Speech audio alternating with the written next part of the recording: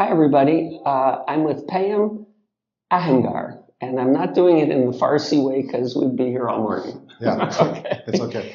But let me start with this. First off, I like to introduce Payam for two reasons. Number one, he's so successful in pre-construction. He's EMBLEM Developments is where we are.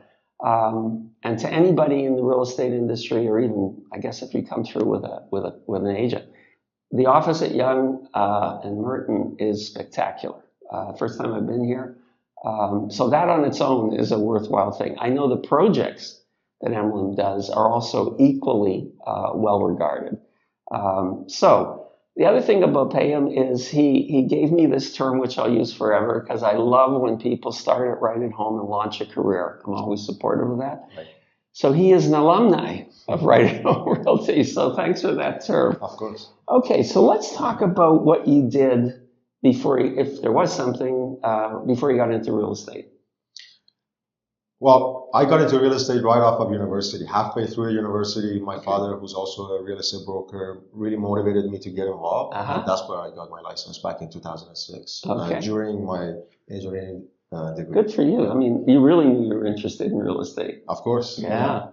And by the way, his father was also an agent, so his father's another alumni. Great mentor and figure. Yes, another alumni, another successful alumni. You know, I know that because when I was recruiting, I know that people would join us and they would say that when they went to tell the broker they're leaving, the broker went nuts on them. Yeah. And I thought, how stupid is that? Because just good vibes come back to you. And I've always encouraged, and I've met many people who I've actually interviewed because they started out with Right at Home. Anyway, that's been my approach. So let's talk about, I guess it was your father that got you more interested in real estate, or how did it start? He did. And he was also focusing on the pre-construction field back then as well. So basically, as soon as I finished school, I got heavily involved in real estate and with a major focus on pre-construction. Okay, and we're in Toronto, Canada. Yeah. And anybody watching in Toronto knows how huge Toronto is in pre-construction. We're in April 2025 to put a date on it. So you got into real estate. Was there any point where you tried resale, or did you like pre-con? Yeah, so considering the long period of time that I've been in the industry, I've definitely tried to take a well-rounded approach to it, and I've tried different things. There's been a period of time where I did focus on more resale. But in the last 6 or 7 years, been heavily focused on pre-construction again. And I know you from the pre-con industry because you're very active as is Emblem. Yeah. Let's talk a bit about technology tools. Okay. Sure. For the agent, technology tools now, AI certainly become a big focus. Yeah. And I know that you have a pretty good experience in technology and software. So for you, what are the ones that you feel are really interesting in perhaps the future? I would say technology obviously has been important, but we can't underestimate how important it will be moving forward. Okay. It will introduce a lot of efficiency to realtors, systems, and workflows.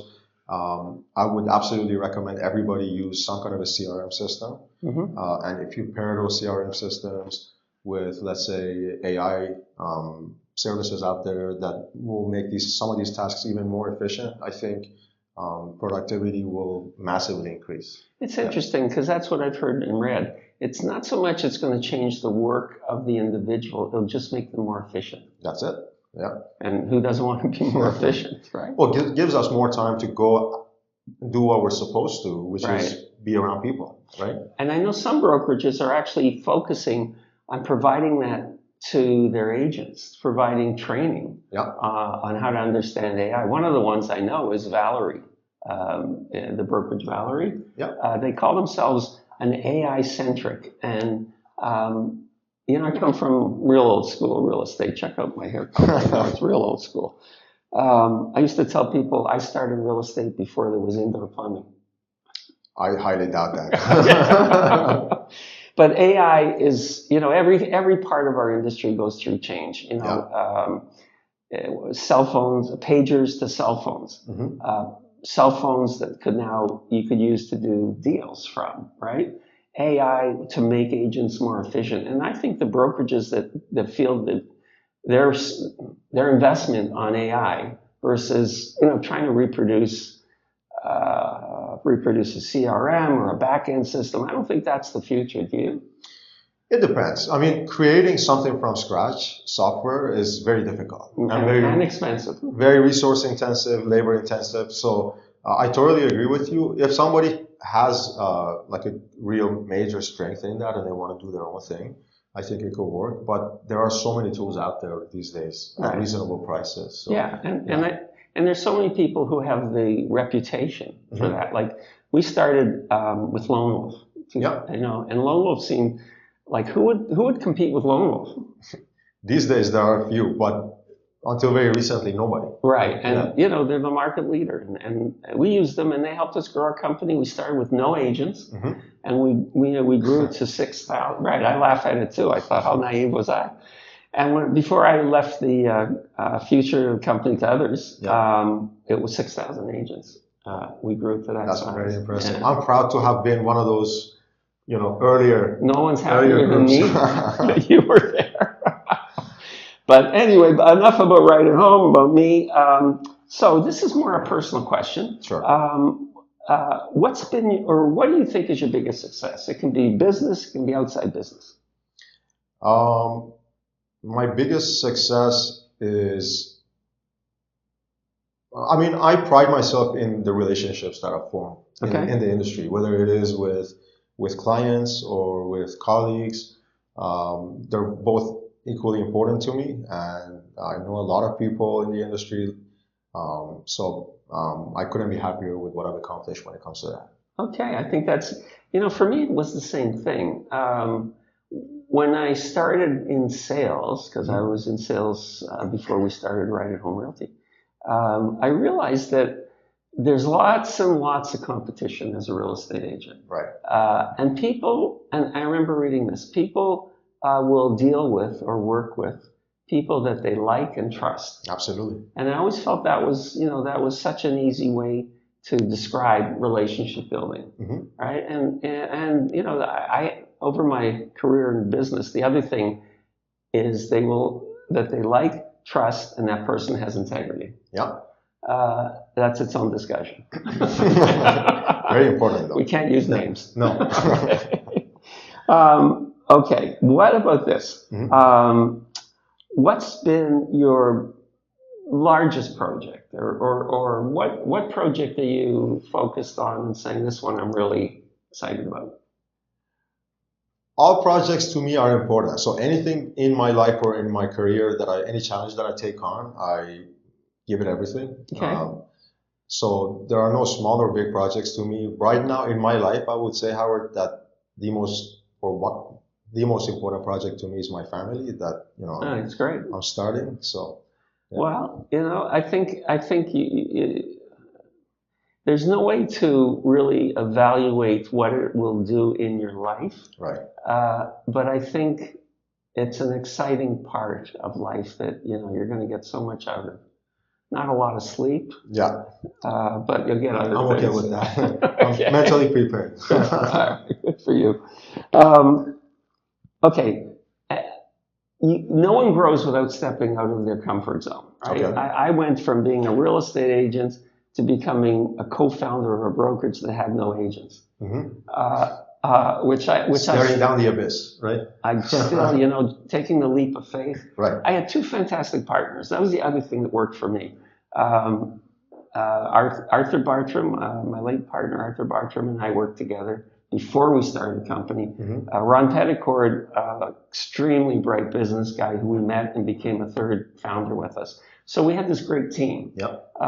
And that helped me and helped our company grow because everyone had expertise in a different way. Yeah.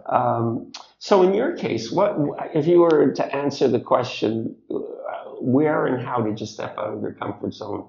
And what did it do for you? Well, I think being in sales, again, it's a very rewarding experience. I love what I do, and from the moment I open my eyes to the end of the night, I really enjoy what I do, and I always look forward to the next day, to the next conversation, to the next relationship, to create or to nurture. I would say that there is this required skill set to be a successful in sales. Right. And it's not just, so like, for example, technologies, being proficient in technology is one thing, but then there's a lot of, there's, for example, financial knowledge, knowing psychology to some level.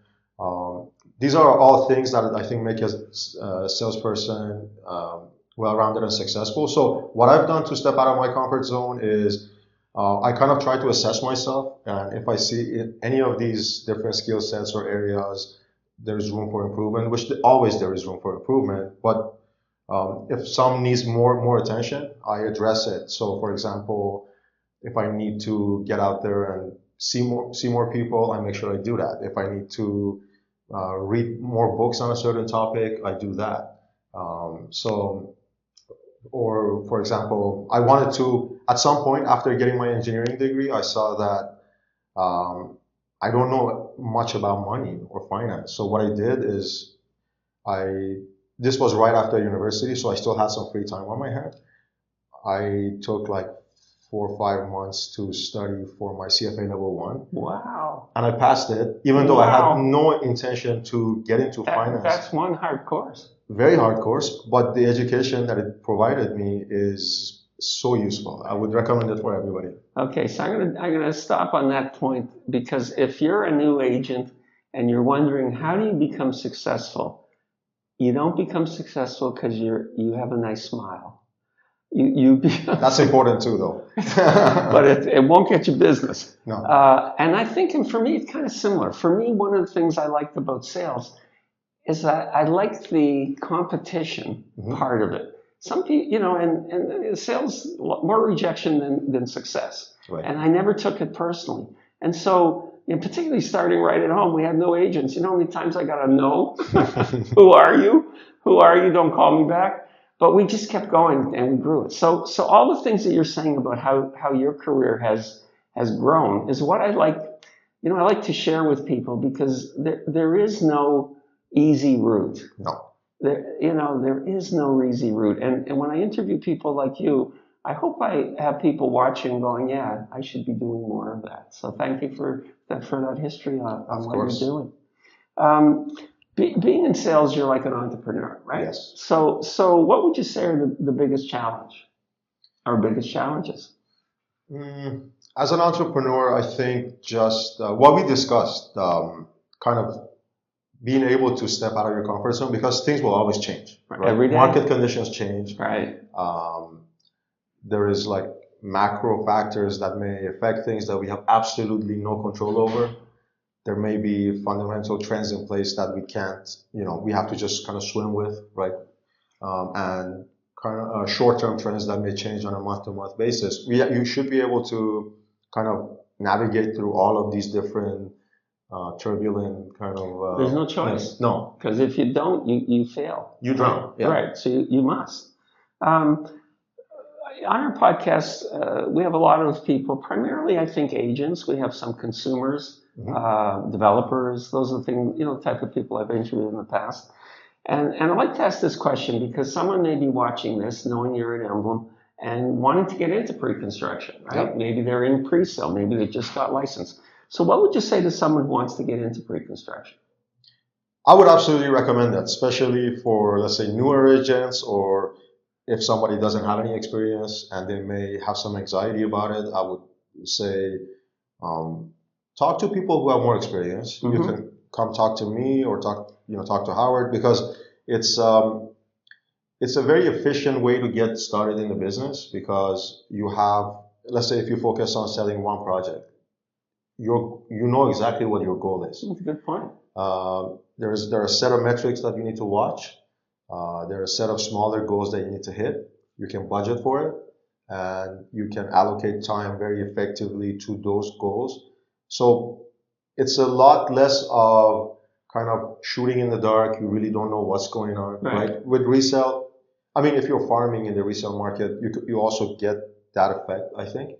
But I would say in pre-construction, it's just everything is a lot more the framework is established. You know Right. exactly within what frameworks you're operating, which I think is very useful. And then in pre-construction, and you're right about resale. I farmed an area, so to become expert in that area, I had to know every sale that had happened. Every day I had to know about all the listings that came out and all the sales. Pre-con, you have a development, and you learn about the floor plans, you learn about the amenities, you learn about anything else, and once you've got that information, you've got it for everybody. Your homework is done. Right. Yeah. I love that part of it as well. This is my favorite question. What's the greatest advice anyone ever gave you? And honestly, Payam, people go, because there's so much great advice. I think I'm going to probably do that as well, because Okay. I've had the privilege of interacting with a lot of great people in my career. Okay. So I've gotten a lot of great advice. Right. Okay. I would say I can't really name one, but I would just tell people to, if something I would share is perseverance is everything. It's funny you're going to say that, because I was going to say the thing that I hear the most often on that question is never give up. Yeah, that's it. And anybody who's been successful, it's easy to keep going when things are going well. I mean, when there's no problems, of course you keep going. But when you got a lot of things to deal with and they're all challenging, that's when people have to really dig in, right? And I give that advice to anyone when I was during my time running right at home, when I was recruiting. I tell people that's what's going to make you successful, right? Okay, now, and I think you kind of talked about it, but just to kind of put a review on that, what do you love about what you do? Just being around people when they are going through in the process of making some of the biggest decisions in their life. I think the emotions involved in that, I just love being there to help them navigate it. To me, that's the most rewarding thing. And it's interesting because the people that I've met that have been successful are the ones that really like to be with people and to help people. I know this from other discussions I've had with people. It also translates into successful brokerages. Leaders of brokerages that like to be with the people, go out to the branches, talk to everybody. They create a bond with their people. Yeah.